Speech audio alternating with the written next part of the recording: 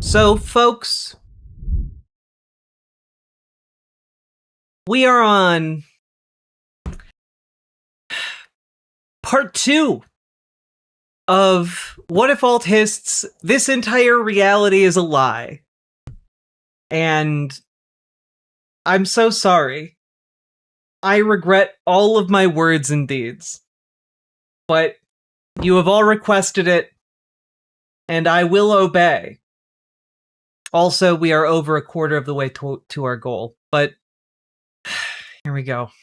And indoctrinate the population to stay in power. Part 2, let's make a checklist. When I say that this entire worldview is fake, people normally don't believe me. However, until you really add up each bit, you don't realize how bad it is. It's not like Like, his entire videos really just are really just summed up by, you know, the mainstream world is bullshit, and the real world is actually insert a bunch of neo-Nazi ideas. Like, that's, or white nationalist ideas, etc. Like, this man is like a dumber Ben Shapiro. Like, Ben Shapiro fooled people into thinking he was smart by talking really fast and making arguments. Rudyard just learned larger words and read books without absorbing any of the content. And this is what you get. It's kind of like Jordan Peterson, where Jordan Peterson talks like 99% of the time nonsense, devoid of any kind of actual facts. And yeah, it's real. I'm 14 and this is deep energy, exactly. Except that it's like become weaponized. Just had scientific malpractice, and instead there's been a like Ben Shapiro has like a solid ideological worldview and like also understands how to form an argument. Bad as they might be, he understands the form of an argument. Whatifalthist doesn't really. Very pre-planned worldview, which was forced down our throats against our consent. Let's start with the area where I know. Yeah, forced down our throats by whom is a good question to ask. Because, I wonder who has more power to force a worldview down people's throats and has been using it in America. The most, or in the. I'm gonna let you guys in on a secret. It's not. It's not the left that has held a huge amount of power in America lately. Humanities. As I've alluded to before, the core issue we have today is our concept of human nature, which is totally incorrect. Thomas Sowell covered this very well in his book, Good. A Conflict of Visions. Oh, good. Thomas Sowell, a man who never published anything and never peer-reviewed shit. Cool. This is gonna go great. This is gonna be wonderful. Ultimate Thomas Sowell understander here. In which he talks about how. Rip Miss Donut? Did I miss a dono? Oh shit. If it's any consolation, I just came back from the Sotheby's annual auction dinner and there was some Mamdani voters and supporters there. Hell yeah. Sake Tanuki, thank you for the 2 tier 1 subs. How the left and right are divided by a core contention about human nature, that being whether human nature is perfectible or not. In retrospect, who cares? Like, all of the conversations about human nature, it's fascism, eugenics, esotericism, intellectualism, and Nazi ideals by your powers combined. I am Whatifalthist. You can't even like don't give him intellectualism. He's literally anti-intellectual. Thomas Sowell's theory of the right and the left, an open view of human nature. Human nature doesn't exist and can be programmed to be anything. Society needs to create utopia. Closed view of human nature. Human nature is naturally flawed and requires social structures to hold it accountable. Yeah, but like, those structures would also exist in a utopia? Like, a utopia would also accommodate for accountability. Also, you don't need to create utopia, but it would be nice to create a better world. Like, imagine being this angry about better worlds. I don't understand. Is this slurning? Am I slurning? We're all slurning now. Nathan, thank you for the $5 dono, by the way, and appreciate it. Really remarkable how naive the Western intellectuals have been to a frankly absolutely dangerous degree. The Western intellectuals since the time of the Enlightenment have I resort to Thomas Sowell because I couldn't rely on Thomas so good. We have Thomas so good at home. No. Thank you for the 2 tier 1 subs, Sake Tanuki. surrendered all of the core pillars of their civilization's worldview, even when they were objectively correct, out of fear of looking nerdy. The core contention that human nature is perfectible or not determines every other detail in that society's social structure or worldview, as I've mentioned in other videos. No, it doesn't, actually. Because you can have different structures even among, like, the idea that if you believe human nature is fixed or malleable determines everything else. No, it doesn't. It doesn't. Nobody sits around at building a society and asks that question first. They look around at the material conditions and they say, what can we do with what we got?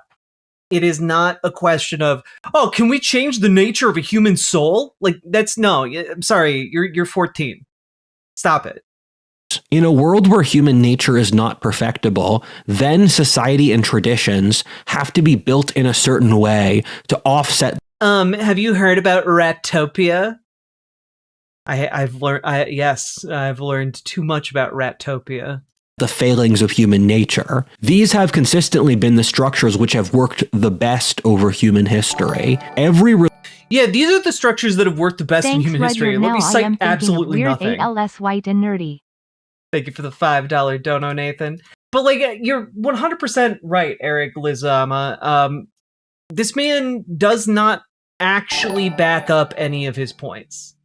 Human nature must be fixed, so make sure you spay or neuter your psyche.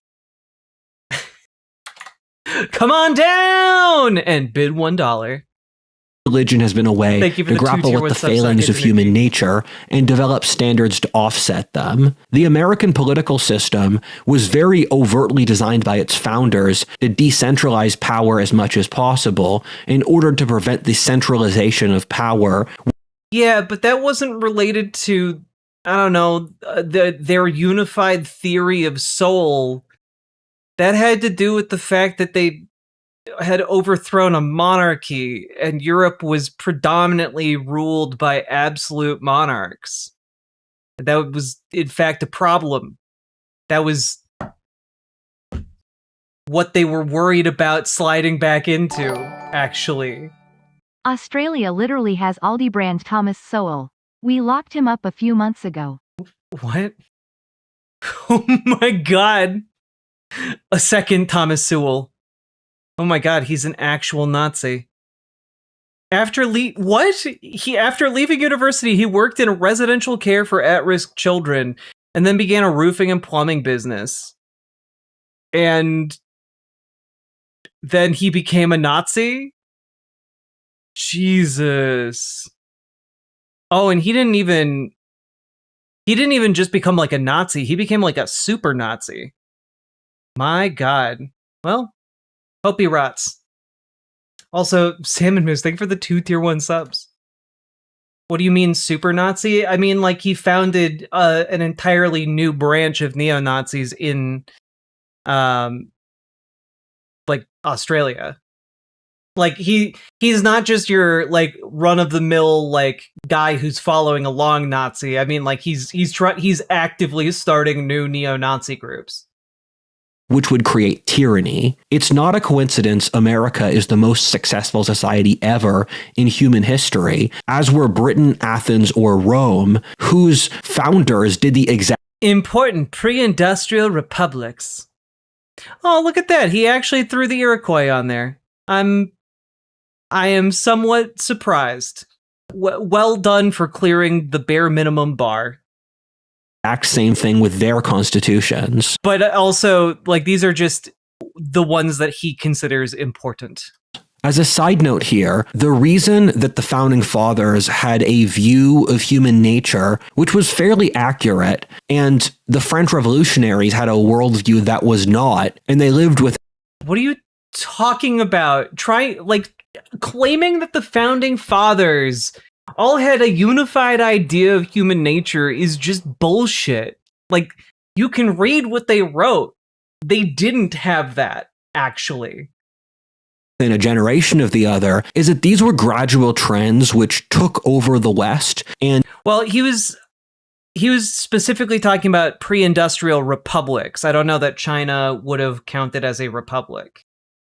Encapsulated certain social classes faster than others, or certain areas faster than others. As an example, weren't the founding fathers actually friends with the French? Yeah, like the founding fathers allied themselves with the French during like the Revolutionary War, and the French, that allyship actually helped the founding fathers to win said Revolutionary War, and many historians point to that alliance as instrumental in winning the Revolutionary War. So in France, which was governed by the managerial class, into the l'Ancien regime before the French Revolution, they took on a lot of these mechanistic, atheist, materialist ideas. I'm sorry, France was ruled by the managerial class prior to the French Revolution? Think you might want to check that again, my dude. God. Because it was in the interest of their ruling class. Meanwhile, in the Anglosphere, these ideas took longer to grow. If by managerial class you mean the aristocracy, I guess. Because they were still dominated by the nobility and the merchant classes, who were grounded in reality or tradition to a greater degree. There's a whole different... What? I'm sorry. Longer to grow because they were still dominated by the nobility and the merchant classes, who were grounded in reality or tradition to a greater degree. The merchant class and the nobility were directly at odds with each other because the merchants were building independent wealth and like escaping the control of the aristocracy. That's exactly the... Okay. There's a whole different discussion about when the map paradigm started and through what origins. And that should probably be its own video in its own right. Watch my Death of God video on History 102 if you're curious. But... the Descartes, Spinoza, Galileo axis. This was the break between the medieval view of the world, where science was integrated into a spiritual Christian worldview, to a modern secular one. All of these thinkers lived in the mid to late 17th century. Galileo, he proposed that the earth revolved around the sun. This invalidated earlier theories that the heavens were a series of spiritual tiers which led to God. This created the idea that the whole universe is materia. Spinoza! French Revolution happens, managerial class be like, but have you thought about how this affects the team? Yeah, no. What about the synergy, fellas? What about...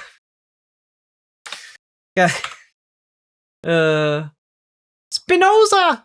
He created a philosophy where God existed within material matter, being the universe.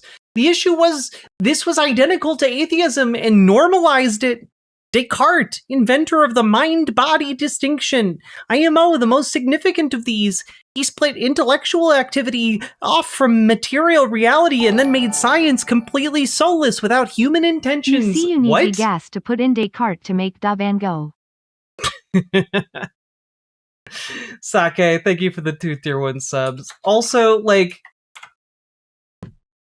I'm sorry, I wasn't aware Descartes robbed the soul from science.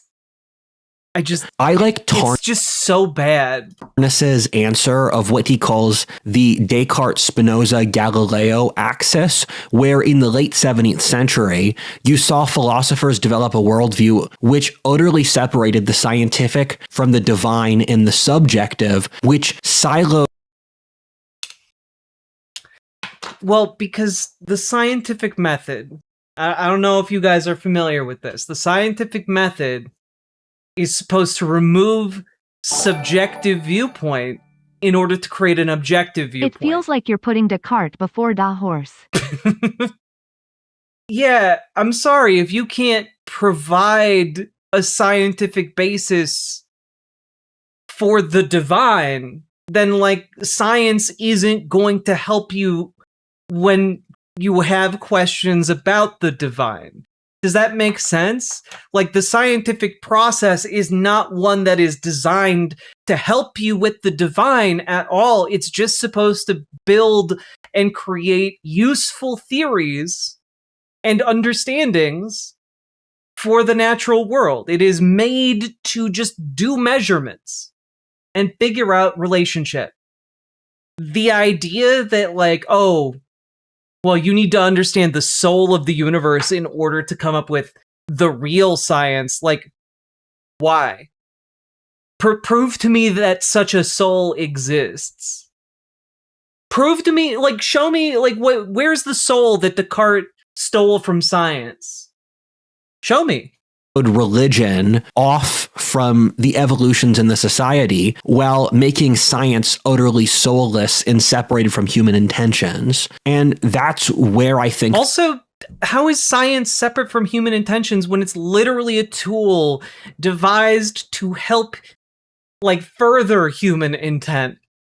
He sold it to Satan for magic beans, Jack? Ah, of course. This started, and it gradually grew outwards from there, starting around France. However, back to the topic at hand, capitalism, science, and democracy are all built off the notion that human nature is innately fallible, and that the one thing you can trust is that humans follow their own self-interests. The reason systems built off these principles work so well is that in each of these structures, whether the mutual competition of capitalism or democracy, alongside science's fact-checking mechanism, you have an inbuilt mechanism to offset the negatives of human nature with some objective standard. Meanwhile, when you look at the structures built off the idea that human nature is perfectible, an idea that was far too naive for anyone in history except modernity, you find unanimously the worst tyrannies ever. The Soviet Union, French Revolution, Nazis, Mao, and the modern woke were all founded off these ideas. In each system,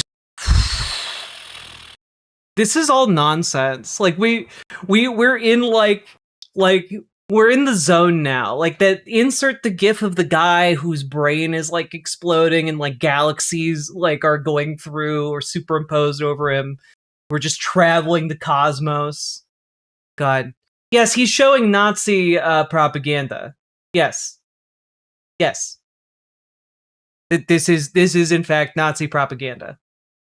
Yes, this is a Nazi propaganda poster. Society in which human nature was seen as perfectible. The next reaction, which, as Steven Pinker says, is the Steven Pinker, noted race scientist. Okay. Obvious logical conclusion from the blank slate, is to try to use force to engineer the people involved into being saints. In the world of the blank slate, not using total power to reach utopia is immoral. Too bad they're wrong. So, wait, I just noticed a comment in chat, legalized shamanism. I just want to point out that, like, quantum randomness is, and the act of observation, it affects quantum measurement because it collapses the probability function, right? Because until you measure it, it could be anywhere within the wave, right? When you observe it, you are locking it down to one point, at which point that probability window collapses to a single point. And so, obviously, anytime you observe that wave function, it's going to be someplace different.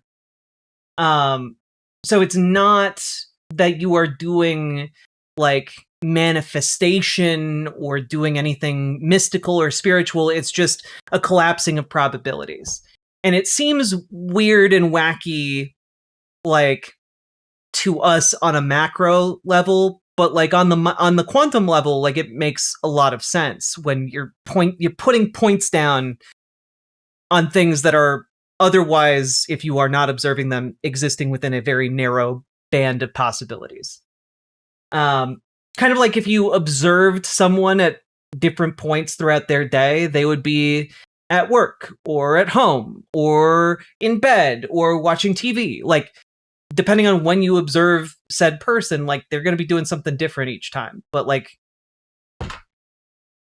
yeah, it's not like a mystical, like, we are imposing our will upon the universe and like sending out kinetic blasts. It's not quite like that. I understand entropy, but not quantum physics. It's okay. Quantum physics is odd. Yeah, like that's the thing, Bregwin. A lot of people don't make the connection between making the observation and a physical interaction, but the act of observing is a physical interaction, because on the quantum level, by observing it, you are like needing to bounce light off of it. Like, you bounce a photon off of a quantum particle, and like that gets you the observation. Like, it is a physical interaction that creates the collapse and causes a physical measurement. Yeah, just as butterflies do not literally create hurricanes. Exactly. Quantum physics is hard like my pennants, which is in the car door. Oh no. Eric Adams, no. Somebody save him. There's been a significant amount of research on this, and the blank slate is just wrong and scientifically disproven at every level in this point. John Haidt is one of my favorite authors. God. Fucking, you know what? In case anyone needs a shorthand, like, which pop psychologists you should absolutely not trust, Jonathan Haidt is at like the top of the list. Like, Jordan Peterson used to be at the top, and now he's maybe dying. Who knows? But Jonathan Haidt is at the top of the list for me. Authors, and covers this in a lot of his books. The Elephant in the Brain is another great book on the topic. The scientific data on this is completely unanimous now on almost every vector. It is not. The idea of a blank slate is one from a moral point of view, not from a scientific point of view, because obviously babies are born knowing how to do certain things. That's like, come on now. Being like the concept of tabula rasa is that like someone is born neither good nor evil, and like I don't know, look at a baby. Like they don't have a moral system. They're crying and shitting. Like, that's what they are capable of doing, not moral reasoning or independent choice.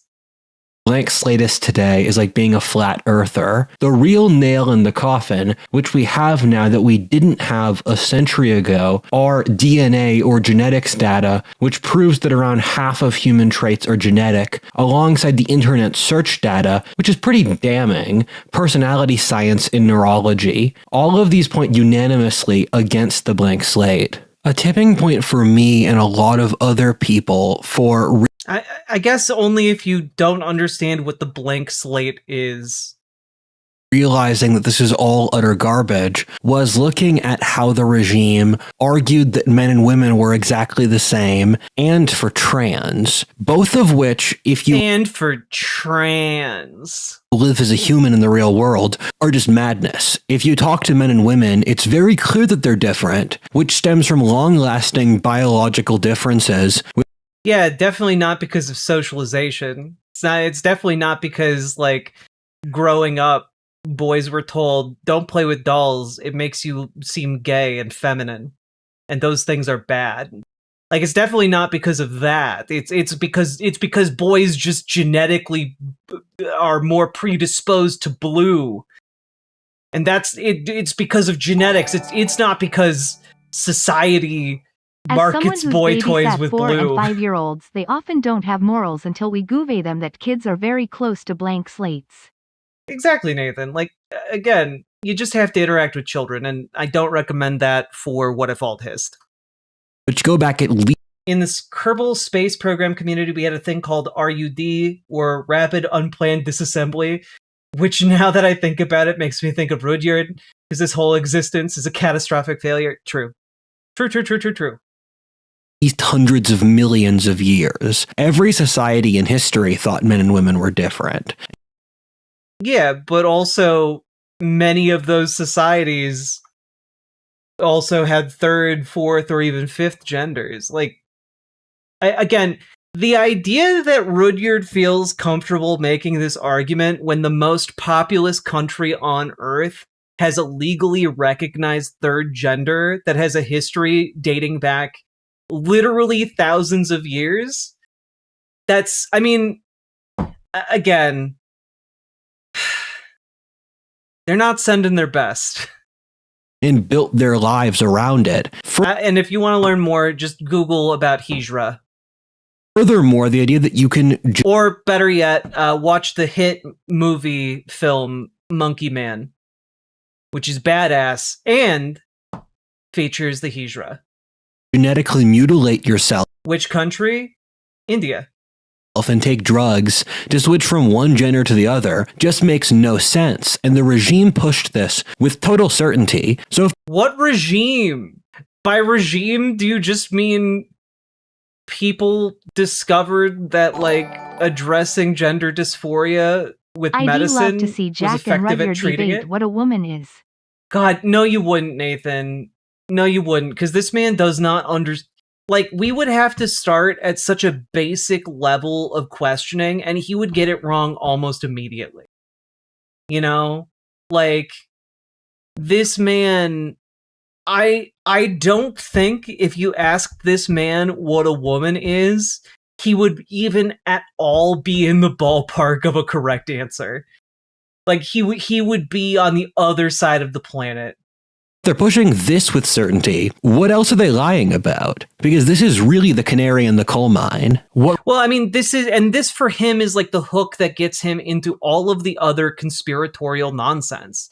Where he's like, yes, if they're lying about women and men, what else could they be lying about? And it's like, yeah, bro, we've seen some of your other videos. We know where you're kind of gesturing when you're talking about what else are they lying about. We've also found with all of these various methods is that biological sex, race, and class are totally real. Again, this is just eugenics. And not only is it eugenics, it's not even like a modern day softened eugenics. It is like the idea that like people in the early 1800s had about eugenics. Oh yeah, no. Lady Raincloud, he's like, yeah, the biological race is real. And if you're rich, it's because you're biologically predisposed to being rich. Like, it's so stupid. Almost every single trait is heritable between your music taste, your political party. Also, again, if you believe that, like, sex, if you're talking about biological sex, then you should be acknowledging there's a lot more than just men and women, considering there's a lot of other ways to, you know, exist along the sexual spectrum, like just even genetically, hormonally, etc. Your social class, religiosity, eye color. I guess your musical taste is heritable. My grandpappy grew up listening to U2. My pappy grew up listening to U2. And I grew up listening to U2. And now you are also going to grow up to love listening to U2 because we're a U2 family. It's the number one thing you have to look for in a mate. You gotta find your U2 to say I do to. Or noise sensitivity. Everything is around at least half biological, which is a total suck. Children famous for replicating the musical tastes of their parents. punch to the modernist notions of firstly the blank slate and secondly equality. It's physically impossible from the scientific evidence to believe in equality today. Me injecting $100 bill trying to change my biological disposition to wealth. Dude's like, yeah, it's impossible to look around today and believe in equality. The concept of equality is that we are all equal under the law. It's not like, this is so stupid, because what he's trying to say is that he thinks equality is predicated on all of us having the same physical and mental abilities. And like, obviously we're always going to have different physical and mental abilities. That's not what equality means. Like, equality is equality under the law, equal protection under the law, equal rights under the law. Equality within our society is constructed. It is the birth of it. It requires hard work to birth it into being, because the alternative is creating all kinds of bullshit hierarchies that don't need to exist, and we will waste time and effort and expend so much blood, sweat, and tears trying to get rid of and deal with. Like, why do we listen to this twat? Unfortunately, because this twat is listened to by rich and powerful people. Every time I listen to Rudyard, I think skill issue dude can't even imagine a better world. Right? Nah, this is all bullshit. Why go to college to find your partner when you could just attend a U2 concert? Exactly. Has Rudyard always been this bad on Nazi shit? I mean, I haven't watched every single one of his videos. I'd love if he talked to a genetics scientist. He's not going to do that, though. Because this is the kind of person on the far right who thinks he's too smart to talk to or learn from an actual scientist. Notice that in order to construct his worldview, he has to like go out of his way and create bullshit categories to like cut out, like, oh, no anthropology books after the 1950s. Like, nah, don't inflict this man upon an actual scientist. And I mean, he wouldn't do that anyway. Hey, Vox Populi Press. However, equality is the greatest founding myth of our culture. I have read multiple books by socialists writing about how we should still believe in socialism even after we've disproven equality. Well, we should still believe in socialism because we should believe in betterment for all, not betterment for some. Like, I'm sorry, if you believe, for example, I don't know. Well, let's just take a look at some of the things Rudyard is stipulating here. Is that he's rejecting the idea of equality outright, which means that he believes in inequality. He believes in a bullshit hierarchy. Well, what is that bullshit hierarchy predicated on? Well, biological reality. This is the way you get the bottom of that hierarchy being disabled people. And this is where you get, the eugenics-based governments of the past making decisions like, well, disabled people shouldn't be able to procreate, so we will forcibly sterilize them, or forcibly put them in camps, or forcibly even kill them to get them out of the population. And I don't know that Rudyard, when confronted, would advocate for that, but that's where his idea leads here. When you reject the idea that a better world is for everyone, and that instead a better world is only for a select few who deserve it, well, then you're inherently saying that certain people deserve a worse world, a crueler world. And I don't know. I reject that concept. I think if we can build a better world for all, we should. We have a duty, a moral duty to do so, because I just believe it's the right thing to do to help people. They don't know that won't work yet. You can't have socialism without equality. This is just the first step here, but the removal of the blank slate. Again, it's equality under the law, my dude. Like I'm never gonna be Michael Phelps. We are not equal in that regard, but we are both equal under the law. Followed by equality will destroy this current world. The only things that have I just don't think he actually understands what he's talking about. Stop this have been that no one reads a book, but these genetics have been popularized through the general public by X already. We can't go back to the blank slate world. However, just this will destroy the raison d'etre of our society's ruling class, who appeal to equality and social engineering to maintain their power. Even at the tops of academia, people don't believe these things anymore. Both of Harvard's top anthropologists, Joseph Heinrich and David Reich, are firm believers that genetics determines a huge part of human nature and the Yeah, but the argument has never been that genetics plays no role and that socialization plays no role. The argument has been that both play a significant role. The oversimplification from this man is, frankly, it does a disservice to a lot of reputable folks' ideas.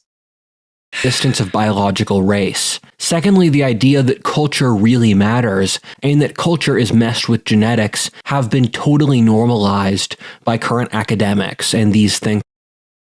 The idea that culture really matters and that culture is genetics have been totally normalized by current academics and these thinkers. The idea that all cultures are interchangeable and you can just import infinity Mexicans or Algerians without social cost. What are you talking about? Okay, so he goes from talking about two different topics, right? He goes from talking about the construction of culture, right? Just import and these thinkers. The idea that all cultures are interchangeable and you can just import infinity Mexican. Okay, the idea that all cultures are interchangeable. Well, no, because cultures rely upon different social institutions, etc., like a wide variety of different variables. But number one, culture is malleable. Like when new ideas become introduced and are adopted, like that changes the culture. We're talking about the transmission of information, of data, that changes different cultures. You know? The changing material conditions also influence culture, whether it's, extreme drought changing the needs of the people or the technologies being used, etc. Yes, he's trying to tie genetics and culture together, but he's trying to do it, and then he's saying oh, well, culture just can't be changed overnight. It's yeah, actually a lot of cultures can change like that. Great example, high-heeled shoes. High heels invented for horseback riding and archery. And then, oh wow, it turns out it was adopted as court fashion. And wow. And then suddenly women started wearing the high heels and men started wearing lower heels. And this just became a trend that swept through a lot of different European nations. But that's not because the European male is more predicated to wearing high heels because of their genetics. Yes, the democratic policy of bringing in an infinite number of Algerians. So I guess this is pulling Algerians out of parallel universes? Are we getting some men in the high castle action happening? I mean, that is kind of, but then he changes it to another, that topic of, importing, can we just stop for a second on that word? The idea that you're importing infinity Mexicans, that when you're talking about importing people, that's the fucking slave trade, my dude. He doesn't think culture can evolve, only degrade, because we reached perfection in the 50s when women couldn't vote, civil rights weren't a thing, and the gays in the closet. I mean, kind of, though I think this guy would argue we reached perfection in a certain corner of the world in the 1930s. But, putting words in his mouth. But let's all just keep in mind that he hasn't established that culture is genetic. He's doing vague hand-waving gestures in order to say that, oh yeah, you think you can just bring a bunch of Mexicans into a predominantly white country and the culture will stay the same? Well, it can't, because Mexican people and the Anglo-Saxon race of America are too genetically different and therefore would have different cultures. Except that, like, wrong. Wrong on so many different levels. Like, the reason it changes the culture isn't because Mexican people are, like, vastly genetically different and, like, their new genetic material is entering the gene pool. No, it's because they grew up and learned different traditions and, like, different ideas, and then they're bringing those traditions and ideas and sharing them with other people. You, in fact, get what, people refer to here in America as a melting pot of different people and ideas and cultures. And in fact, that's good. That is a strength. It is one of the ways America is strong. But this guy is too fucking bigoted to understand that that is a strength. That bringing together people of all different types to work together in one endeavor is a strength, because then you can compensate for all kinds of different weaknesses that you might not be able to otherwise. It is, in fact, a very strong attribute to have in a society. But this man is too racist to see that. Or Algerians, without social cost, cannot be defended intellectually in a world where anthropologists have loads of metrics which show that cultural differences are. Also, can we just look at this again? Africa never fits in these charts, with Zimbabwe randomly thrown in between Iraq and China. Like, just the racism of the map itself is not the map, the chart. Every social science metric ever, individual versus collective. Like, famously non-collectivizing France, right? Africa, famously incalculable for some reason. Yeah, don't Google yellow vest, okay? If you want to agree with Rudyard on this one, don't Google the yellow vest movement in France. Where anthropologists have loads of metrics which show that cultural difference. Whoa. How many metrics? What exactly is the load of these metrics? Not only can you take a load, you can take the ultimate load. Oh, the ultimate load of metrics. Okay.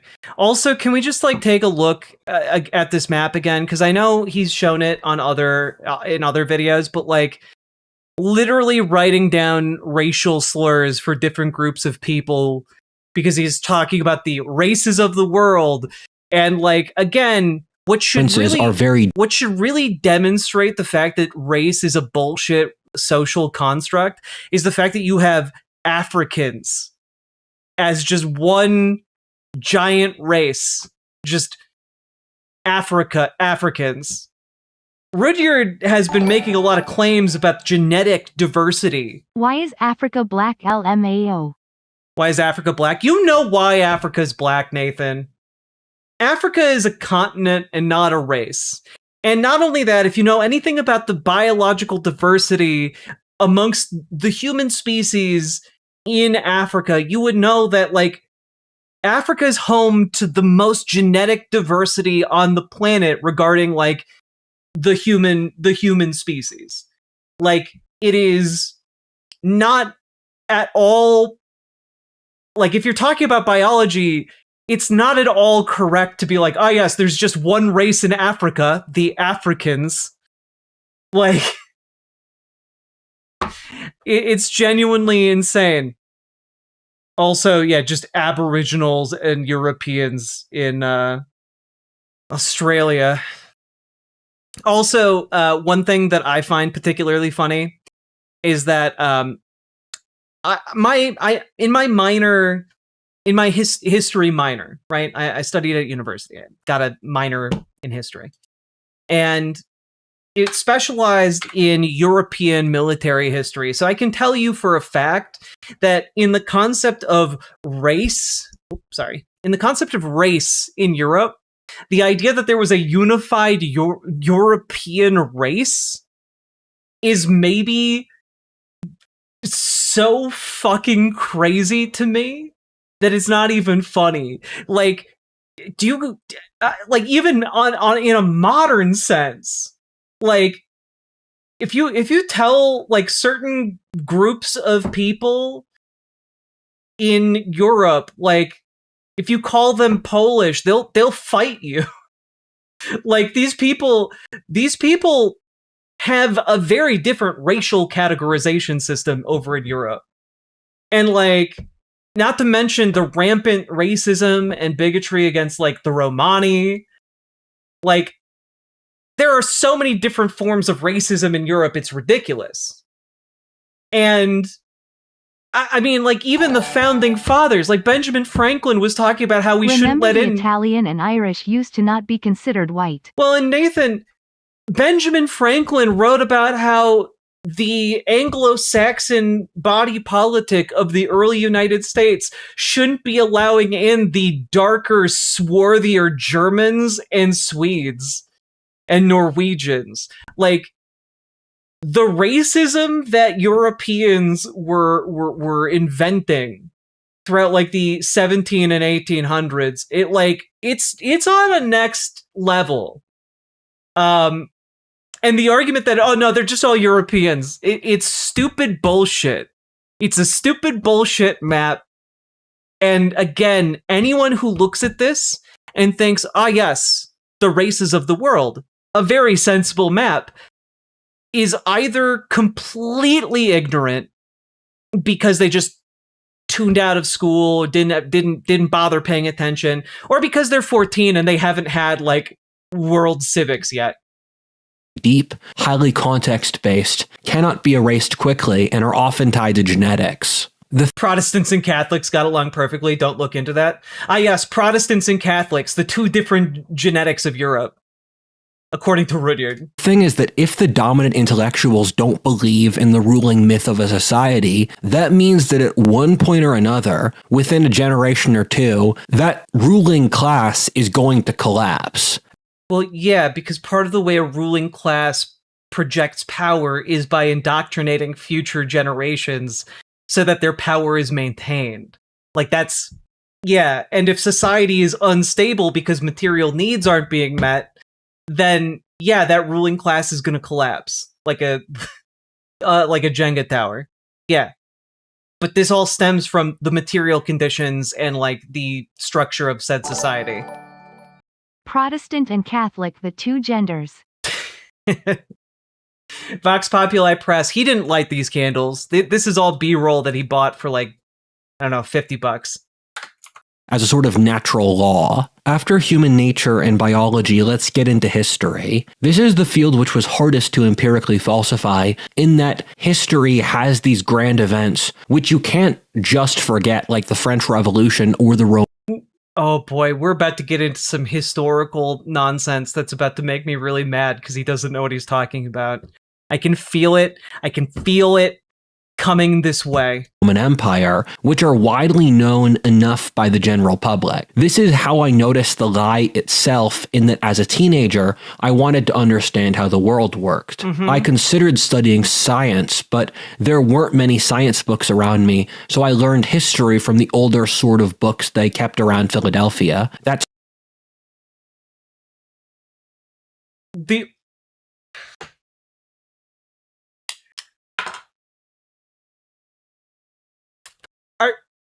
Is your contention here that Philadelphia doesn't have any books about science? I'm sorry, like, does Philadelphia not have libraries? Or bookstores? Science textbooks illegal in Pennsylvania. Not real science. Oh, okay. Also, again, just like go to a library, man. They have all kinds of different books that you can get for free. Or like go chill in a bookstore, just like sit and read books. It's such a lovely thing to do. how I got an older vision of the world. Yeah, you got an older vision of the world because you sat down and you taught yourself outdated history takes and then never unlearned them with newer, better history that is more rigorously tested. The lies around history are mostly on the edges, with certain very clear biases which these sort of academics need to keep around. I can say this as an expert, but history out of all of these is the least falsified. Yeah. No, guys. You see, historical books written by subjective authors, that's the least falsifiable.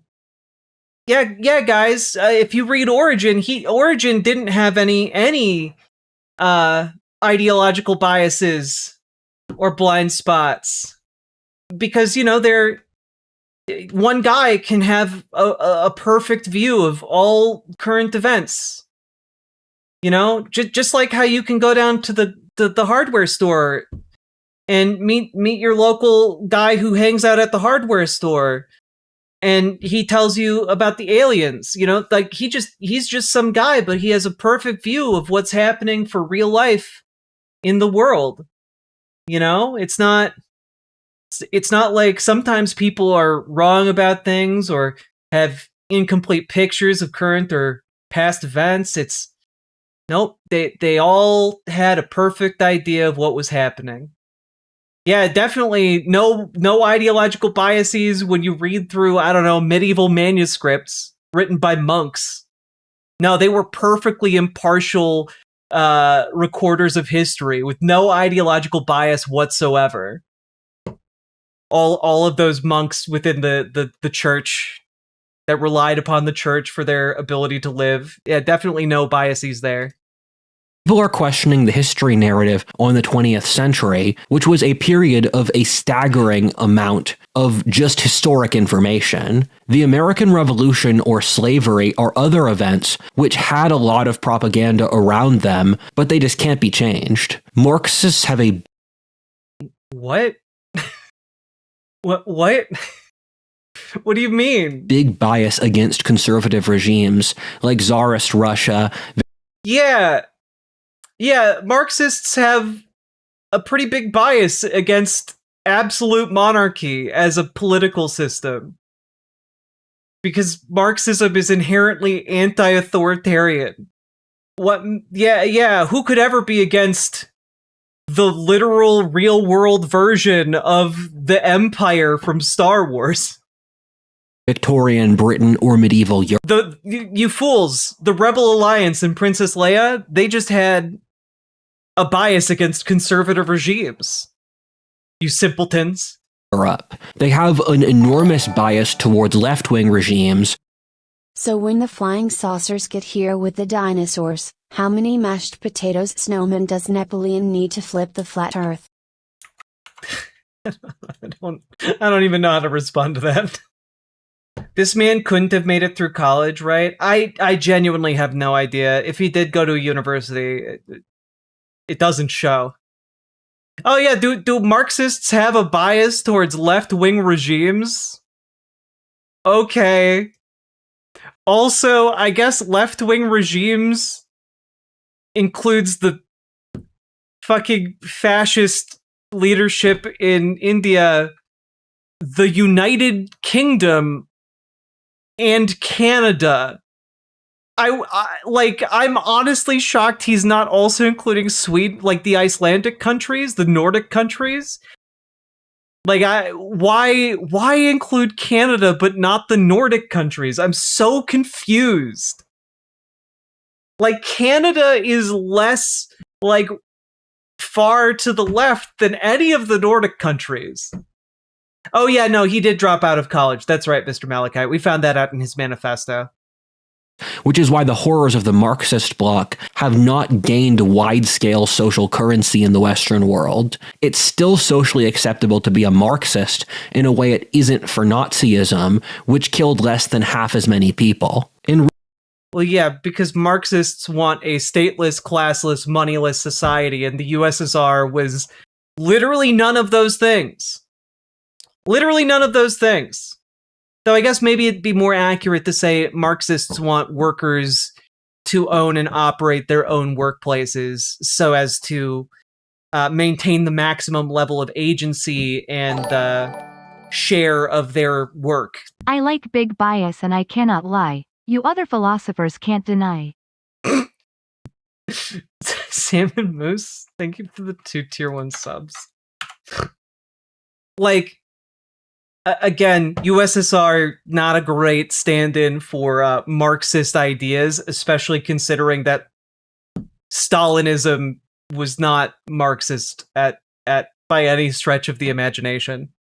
Recent history, especially where we have lots of records, the regime's lies are mostly issues of framing. For example, saying that the West arose due to oppressing its colonies, well, that was really a side effect of the West being ascendant for its own internal reasons. Yeah, no, it had nothing to do. The entire purpose of colonialism was to create colonies that would harvest resources and then send said resources back to the mother country. The purpose of the colony was specifically to extract natural wealth from point A and move it to point B, the motherland. And that process of extraction ignored the needs of the people who were doing the extracting. It's why you get unimaginable horrors like the Belgian Congo. You know, it's why so many of these colonial systems relied upon military force and power. It's because it was not a voluntary system. It was not a voluntary integration to become a colony of a European power. It was forced upon you at the end of a gun.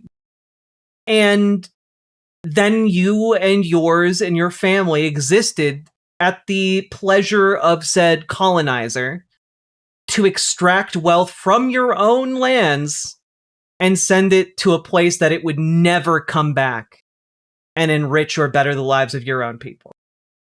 Right?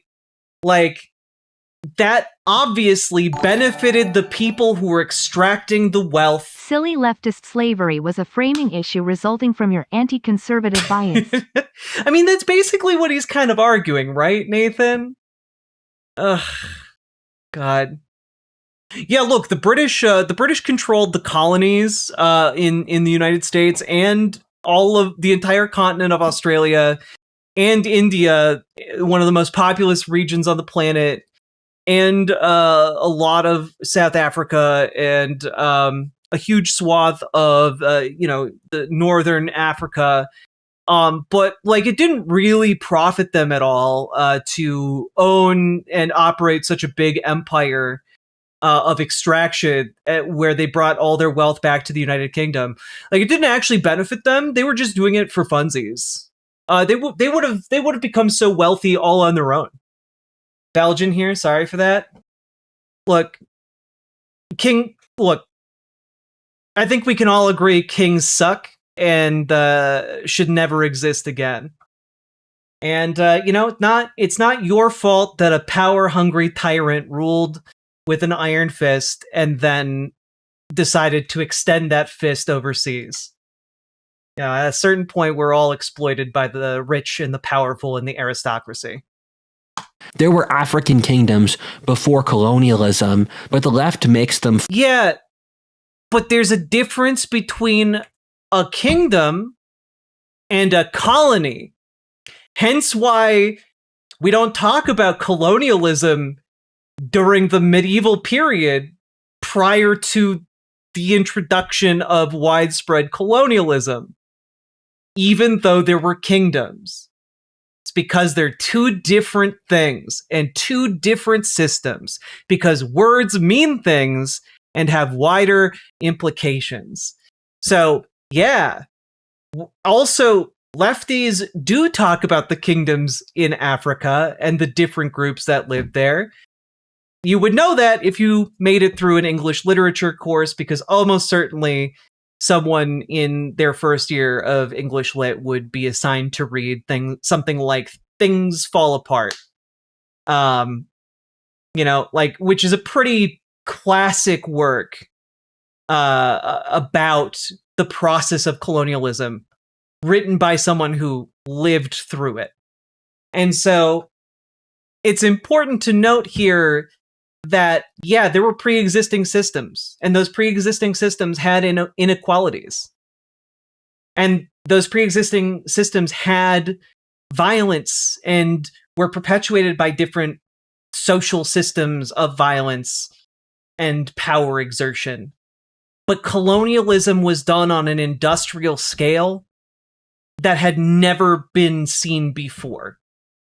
And it was done by a certain group of people against other certain groups of people, and it had disastrous effects. In some places it killed 80% of the people who lived in an area. And you can't argue that a group coming in and doing mass slaughter while stealing all of the wealth had no effect on the trajectory of these different areas of the world. What's the colonialism book called? Things Fall Apart by Chinua Achebe. Also, if you want to read one of my favorite history books, King Leopold's Ghost, would recommend. Far more humane or advanced than they truly were. Well, also, some of these civilizations were more advanced in some ways. A great example would be that Native Americans had medical needles and syringes prior to European colonization, and had brain surgery far earlier than Europeans did. There are very different technologies and ways in which different groups of people can be more advanced than others. The left really has an issue making tribal peoples better than they are, which you can see with the noble savage, which is their foundational myth that they need. No, you can only think this if you're a dipshit and you didn't actually learn anything about this topic. You don't need a noble savage archetype in order to say, hey, mass enslavement and mass seizing of resources and mass slaughter is bad. Whoever that happens to, it's bad. Again, I think this is what happens when you create this idea that, this is what happens within eugenics, that there are some people who are inherently better than others, and they deserve to be able to do whatever they want to people who are less good than them under this system.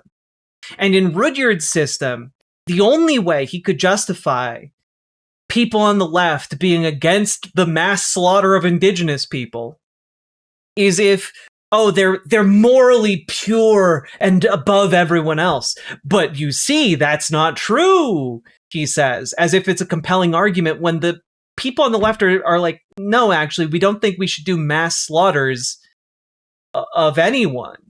In fact, we shouldn't invade countries and do mass slaughter. That would, in fact, be bad. Riverboat Jack is coming to town. All the viewers gather around. Twitch and YouTube and swishy streams. All that content is bursting the seams. Politics, gaming, plenty more. Your sense of fashion you'll adore. So grab your stuff and hop aboard. We're going straight to Jack's Discord. Riverboat Jack.